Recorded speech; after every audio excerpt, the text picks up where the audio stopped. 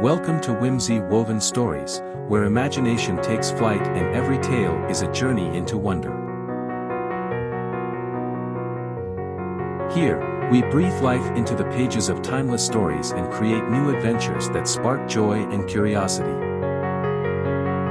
Whether you're a lover of classic fairy tales, fantastical adventures, or heartwarming fables, you'll find a story to capture your heart and stir your imagination. Join us as we weave a tapestry of whimsy and wonder, one story at a time. I picked up the phone from the nightstand, muttering to myself, wondering who on earth would be calling me at 1:30 in the morning. On the screen, I saw my wife's phone number. I heard a sob come from the other end before I could say anything else. "Can you hear me, Daddy?" My anger dissipated in a flash.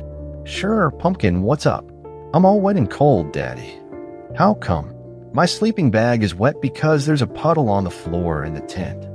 "Can't Mommy help you get dry?" "Mommy isn't here." "Why isn't she there?" "It's the middle of the night." "Do you know where she is?" "Yes, Daddy." "Well, where is she?" "She tucked Mikey and me in after our barbecue dinner and went over to Uncle Dave's tent." "Why didn't you go and get her?" "She told us to stay in our tent no matter what. She said she would be very angry if she was disturbed." My blood pressure was rising. Dave Murdoch married my wife's sister. He was a sleazy son of a witch who was always making inappropriate remarks to my wife and touching her when he thought I wasn't looking. A week ago, my wife Mandy suggested we head to our favorite campground about 2 hours out of town in the foothills, a beautiful spot that we visited 3 or 4 times a year. Her sisters Sue and husband Dave had agreed to join us. I am an architect working mainly on high-priced homes, individually designed for select customers. I don't advertise. My reputation is well established from word-of-mouth referrals, and I have enough projects coming up to keep me busy for at least the next 2 years. We live in a 3-level home in a leafy suburb in the outer metropolitan area. My design studio occupies the top floor. We were due to leave home after the kids finished school on Friday. It was a 2-hour drive to the campsite, so we would have plenty of time to set up camp before darkness set in. A terrified builder who had collaborated with me on numerous project homes called a day before to report an issue with the house we were constructing's roof design. His intuition informed him that the design was defective and would fail in severe weather, even though a structural engineer had examined and approved the roof structure. After rechecking my drawings, I had serious doubts too, and agreed to meet the builder on site on Friday morning. It was obvious that it would take more than a few hours to rework the plans, so I phoned Mandy, explained the problem, and suggested she take the kids in her car so I could join them sometime on Saturday. She was surprisingly agreeable, so I was able to concentrate on correcting my error, which brings us to the phone call on Friday night, or rather Saturday morning. "Okay, Pumpkin," I said gently, quelling my anger. "Is your brother there?" "Yes, Daddy." "Is his sleeping bag dry?" "Yes, Daddy." "Is Mommy's sleeping bag there?" "Yes, Daddy." "Is it dry?" "Yes." "Okay, here's what I want you to do. I want you and Mikey to pack your clothes into your carry bags. You climb into your mother's sleeping bag and stay in the dry part of the tent. I will leave here right now and come straight to your tent." "Is it in the usual place in the campground?" "Yes, Daddy." "All right, now pack up, go to sleep, and I'll wake you up when I get there." "Good night, Pumpkin." "Good night, Daddy." With virtually no traffic on the roads, I cut out the 2-hour trip in a little over an hour and a half, easily spotting our bright orange tent somewhere close to our usual spot. The reason for water ingress was obvious. My wife had pitched the tent on sloping ground, and the lower side was nestled in a 3-inch deep puddle. Quietly bringing the car to a stop alongside, I opened the tent flap. The beam of my flashlight captured my 2 angels sound asleep, snuggled up against each other on the high side of the tent, their packed bags side by side next to their sleeping bags. They responded a little groggily from being awakened, but I gently placed both of them in the back of the car, still wrapped in their sleeping bags, and threw their carry bags on the front passenger seat. I recognized Dave's tent 50 or so meters away. His car parked a couple of steps in front of the entry. Quietly approaching the tent, I reached down and with a great sweep, drew the entry zip completely open, immediately shining my flashlight inside. Captured in the bright beam was my brother-in-law Dave, with the 2 sisters lying one on either side of him. It looked as if they had opened up two sleeping bags, using one to lie on and the other as a cover. Dave reacted instantly. "Get the hell out of our tent, you perving arsehole," he yelled. I held the flashlight beam steady. Flinging back the cover, he exposed both women, fully naked, scrambled to his feet, and charged at me. Holding the flashlight as steady as possible, I stepped to one side. Instead of headbutting an intruder, he continued his rush out of the tent.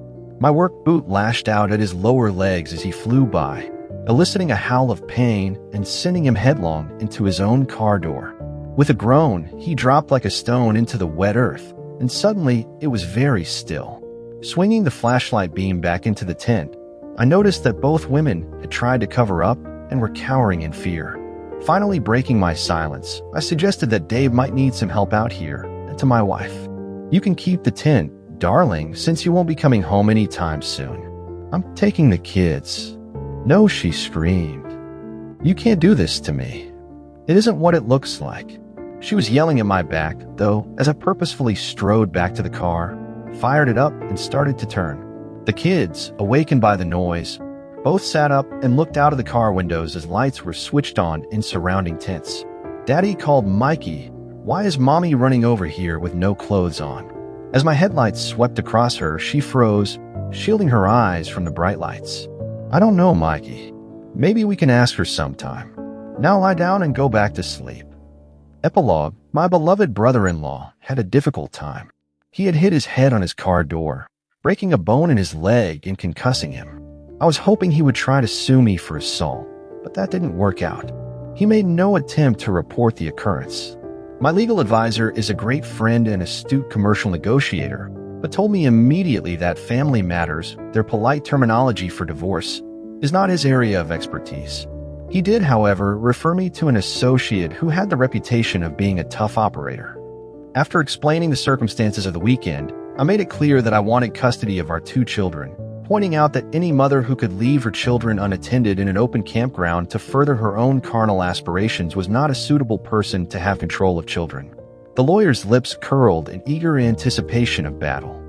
It is not often that a father is given custody by the family court, and he took it as a personal challenge. The divorce was messy and dragged on for 18 months before she finally conceded we were done. I put up no resistance to her request for visitation rights, and the court agreed that since my work was primarily from home, that I would be a suitable custodial parent. A funny thing happened at much the same time. Mandy's sister, Sue, divorced Dave. Dave did not contest, and they were officially free of each other well before my own divorce was finalized. It seems that Sue was not a willing participant in the threesome with her husband and sister. As for me, I'm not looking for another relationship. I love my two kids to bits and spend as much time with them as I can.